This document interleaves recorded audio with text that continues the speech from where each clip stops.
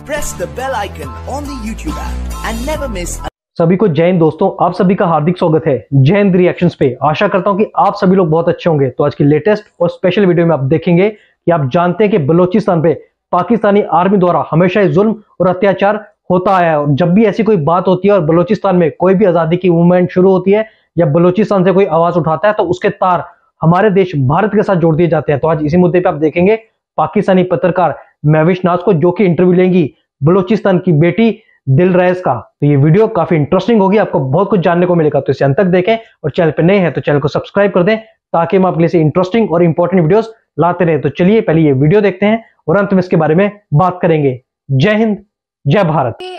अभी तक क्या किसी, क्योंकि इतनी पार्टीज बदली 50s के बाद से, किसी पॉलिटिकल पार्टी ने इसके लिए आवाज नहीं उठाई? या आपको लगता है कि फलां पॉलिटिकल पार्टी है उसको हम सपोर्ट करते हैं क्योंकि उन्होंने हमारे लिए जो है ना स्टैंड लिया, हमारे हक में बोले? या कोई और बैरूने मुल्क से भी कोई जमात हो सकती है, कोई मुल्क हो सकता है, कोई अवाम, लोग, कुछ भी हो सकता है जो आपको लगा हो कि आप लोगों के हक में खड़े हुए? Is there anyone? No Mahwish, not yet. अभी तक कोई भी बलूचिस्तान के हक में नहीं बोला, क्योंकि बलूचिस्तान, मैंने जैसे आपको पहले बताया, मिनरल्स से बहुत ज्यादा भरा हुआ है।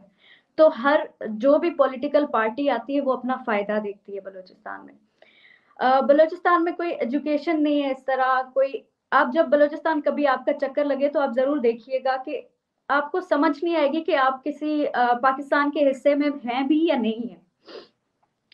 तो किसी पॉलिटिकल पार्टी ने आज तक कुछ काम नहीं किया बलूचिस्तान के लिए। जिसने भी देखा है अपना फायदा देखा है। सीपेक की बात की जाए तो भी फायदा देखा है, सेंधक की बात की जाए तो भी फायदा देखा है, रेकोडिक की बात की जाए तो भी फायदा देखा है। बलूचिस्तान हमेशा इकोनॉमी के लिए हाई लेवल पे रहा है। पाकिस्तान की आधी से ज्यादा इकोनॉमी बलूचिस्तान की वजह से चलती है। आपका गैस बलूचिस्तान से आता है, आपकी इलेक्ट्रिसिटी बलूचिस्तान से आती है, आपका कोल बलूचिस्तान से आता है, आपका गोल्ड बलूचिस्तान से आता है। लेकिन बलूचिस्तान की जब एजुकेशन की बात की जाती है, हॉस्पिटल्स की बात की जाती है, इलेक्ट्रिसिटी की बात की जाती है, आप यकीन करें जहां से गैस निकल रहा है, सुई गैस, जहां से गैस की पैदावार हो रही है, उस शहर में भी गैस नहीं है। जो गैस इस्लामाबाद आ सकता है, जो गैस कराची जा सकता है, जो गैस खैबर पख्तूनख्वा तक जा सकता है, वो बलूचिस्तान में नहीं है। वहां के लोग आज भी लकड़ियां जलाते हैं और कभी कभी उसकी भी कमी हो जाती है। तो सब ने अपना फायदा देखा है, हर पॉलिटिकल पार्टी ने अपना फायदा देखा है। किसी ने बलूचिस्तान के लिए कभी कोई काम नहीं किया। तो तब जब हम लड़ते हैं तो हमें गद्दार कहा जाता है। हम अपने राइट्स के लिए बात करते हैं, हम कभी एक नॉर्मल, एक बेसिक जो हक है, हमारे हकूक हैं, उनके लिए बात करते हैं। दिलरेज, यहाँ पे मैं जानना चाहूंगी कि 47 में हमने एक जंग लड़ी थी और वो जंग हमने आजादी के नाम पे लड़ी थी। तो क्या आज बलूचियों के दिमाग में ये सोच आती है कि काश वो आजादी मिली ही ना होती, क्योंकि दूसरी जानिब शायद हिंदुस्तान के लोग ज्यादा बेहतर तरीके से रह रहे हैं। आज हम वहीं होते तो शायद हम बोल पाते, दुनिया हमें सुन पाती। यहाँ से तो बेहतर था कि हम आजाद ही ना हुए होते, टैगलाइन तो ना लगी होती, हमें कोई तो सुनता, कहीं तो हमारी आवाज जाती। महविश, बलूचिस्तान की अगर हिस्ट्री देखी जाए तो बलूचिस्तान एक फ्री स्टेट रहा है स्टार्टिंग से। आधा बलूचिस्तान का हिस्सा अफगानिस्तान में है, आधा ईरान में है और आधा पाकिस्तान के हिस्से बलूचिस्तान में जो कहा जाए। तो बलूचिस्तान की एक अलग से हुकूमत थी, एक अलग से कॉन्स्टिट्यूशन थी, जो कि खान ऑफ कलात चलाते थे पहले, शायद आपने सुना हो। तो जब पाकिस्तान आज़ाद हुआ तो खान ऑफ कलात से फोर्सली, मतलब इन लोगों ने फोर्स करके उससे साइन करवाए और वो पाकिस्तान के हिस्से में बलूचिस्तान आया। तो पहले हम, चाहे हम खुश नहीं थे या जो भी थे, हमारी जो चीजें हमारे पास थी हम उनमें काफी खुश थे। हमें हमारे पास ठीक है, इतनी कोई ज्यादा, जैसे हम पाकिस्तान से मिलके हमें कुछ कोई खास फायदा हासिल नहीं हुआ है। जब हम अपनी एक फ्री स्टेट थे हम काफी बेहतर थे उसमें और काफी खुश थे। लेकिन ऑब्वियसली अब वो एक सिनेरियो बन गया तो उसमें अभी हम कुछ कह नहीं सकते, लेकिन यही था बस। तो क्या कभी आप लोगों ने सोचा है कि काश पाकिस्तान से मिले ही ना होते, इससे बेहतर तो हम अलग ही आजाद थे, और या यहाँ मिलने से बेहतर था हम किसी और के साथ अफगानिस्तान से मिल गए होते, ईरान से मिल गए होते, या सब छोड़ो हिंदुस्तान से ही मिल गए होते? नहीं, हिंदुस्तान के बारे में हम कुछ ऐसा सोचते नहीं है। पाकिस्तान से हम खुश होते अगर हमें अपने बेसिक राइट्स मिलते। हम अभी भी एक हिसाब से खुश हैं कि हमारी एक मुस्लिम स्टेट है, हम किसी हिंदू स्टेट के अंडर नहीं है। और हम हिंदुस्तान के बारे में बिल्कुल भी ऐसा नहीं सोचते, ना अफगानिस्तान के बारे में सोचते हैं। अगर हम कभी सोचेंगे भी तो हम एक फ्री स्टेट सोचेंगे अपने लिए, as a Balochistan, not as a Hindustan और पाकिस्तान और अफगानिस्तान और ईरान। ठीक है, सही हो गया। अच्छा Dilrez, last but not the least, आप मुझे बताते जाओ कि फिलहाल जो आप लोगों ने धरना खत्म किया है, प्रोटेस्ट खत्म करने का फैसला किया है इस्लामाबाद के अंदर से, उसकी क्या वजूहत है? कोई किसी जमात, किसी स्टेट, किसी पॉलिटिकल पार्टी का प्रेशर है, या ये आप लोगों का अपना डिसीजन है? महविश, है तो हमारा अपना डिसीजन है ऑब्वियसली, लेकिन हम बहुत नाउमीदी के साथ वापस गए हैं बलूचिस्तान।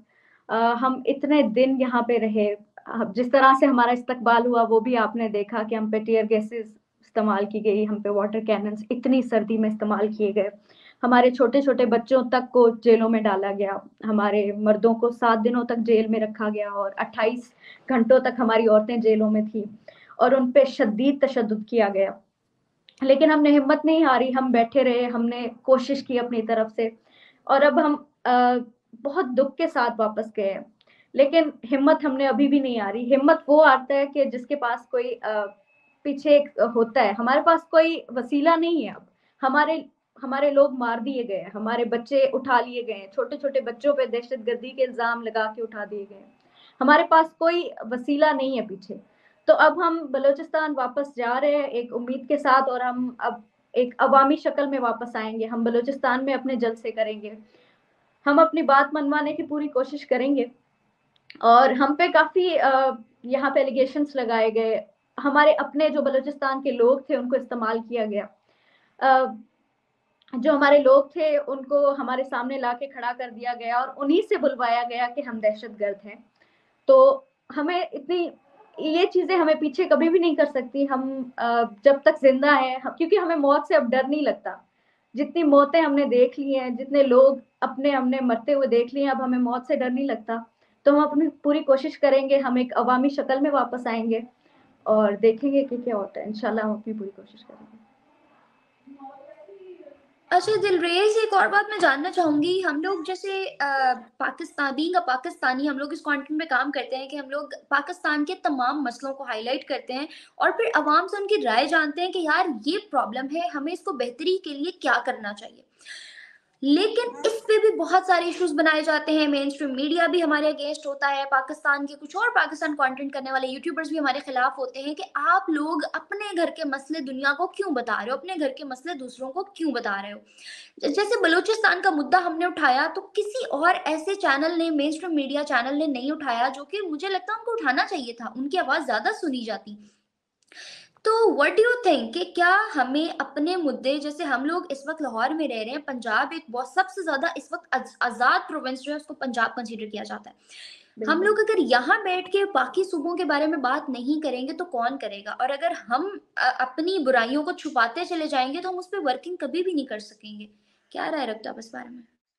देखिए, मीडिया जो है वो बिल्कुल सामने रखना चाहिए इन सब चीज़ों को, क्योंकि कभी ऐसा होता है कि हम सिर्फ एज अ कंट्री नहीं देखते, हम उस चीज़ को इंटरनेशनल लेके जाना चाहते हैं। तो कहीं ना कहीं तो आवाज़ सुनी जाएगी, इसीलिए हमें हर प्लेटफॉर्म पे अपनी आवाज़ रखनी चाहिए, चाहे वो प्रोविंशियल हो, चाहे इंटरनेशनल हो, चाहे कंट्री वाइज हो। तो मेरा ये ख्याल है कि रोकना नहीं चाहिए, हर मीडिया पे आप अपनी आवाज़ उठाएं, जहां जहां तक आप लेके जा सकते हैं।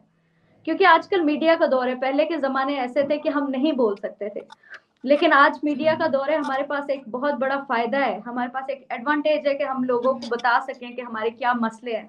अगर हम यूएन तक बात लेके जाते हैं तो वो एक इंटरनेशनल है, वो एक इंटरनेशनल अप्रोच हम एज अ यूज करते हैं। तो मेरा ये ख्याल है कि मीडिया तक बात लेके जानी चाहिए। दोस्तों, आशा करता हूं कि वीडियो को आपने अंत तक देखा होगा और महविश नाज और दिलरेज खोसा का ये पूरा इंटरव्यू आपको काफी पसंद आया होगा और इसमें आपको बहुत कुछ जानने को मिला होगा, जहां पे आपने देखा पूरे हालात की, बलूचिस्तान के क्या हालात हैं, कैसे माएँ अपने बच्चों के पोस्टर्स लेके आज भी ठंड में सड़कों पे खड़ी हैं, और जहां पे पाकिस्तानी आर्मी हमेशा से बलूचिस्तान के ऊपर जुल्म और अत्याचार करती आई हुई है। और आज भी हम देख रहे हैं कि बलूचिस्तान के मर्द, खासकर वहां के जवान बच्चे कई सालों से गायब है और उनका आज तक कुछ भी पता नहीं चला है, क्योंकि बलूचिस्तान एक ऐसी जगह है, क्योंकि पाकिस्तान उसके पीछे इसलिए पड़ा है क्योंकि वहां पे बहुत सारे मिनरल्स पाए जाते हैं, खासकर सोने की खदानें वहां पे पाई जाती हैं। इसलिए चाइना की और बाकी कंट्रीज की नजर भी हमेशा बलोचिस्तान पे रहती है। और बलोचिस्तान 1948 तक एक आजाद मुल्क था जिसे पाकिस्तान ने जबरदस्ती हथिया लिया। और हमेशा इसमें भारत का नाम आता रहा है, क्योंकि भारत हमेशा ये चाहेगा कि बलोचिस्तान को जो है आजादी मिले और बलोचिस्तान का पूरा हक बनता है कि वो एक आजाद मुल्क बनके सामने आए, क्योंकि बलोचिस्तान पाकिस्तान का हिस्सा कभी नहीं था और ना कभी होना चाहिए। और बाकी हम देख रहे हैं टाइम टू टाइम जो BLA यानी बलोचिस्तान लिबरेशन आर्मी है वो हमेशा ही पाकिस्तानी आर्मी और पाकिस्तान के ऊपर हमले करती रहती है। तो इसके बारे में आपके क्या विचार हैं? आप अपने विचार हमें कमेंट सेक्शन में लिखकर जरूर बताएं। और एक बार फिर चैनल पे नए हैं तो चैनल को सब्सक्राइब कर दें ताकि हम अपनी लेटेस्ट और इंटरेस्टिंग वीडियोस लाते रहें। जय हिंद, जय भारत।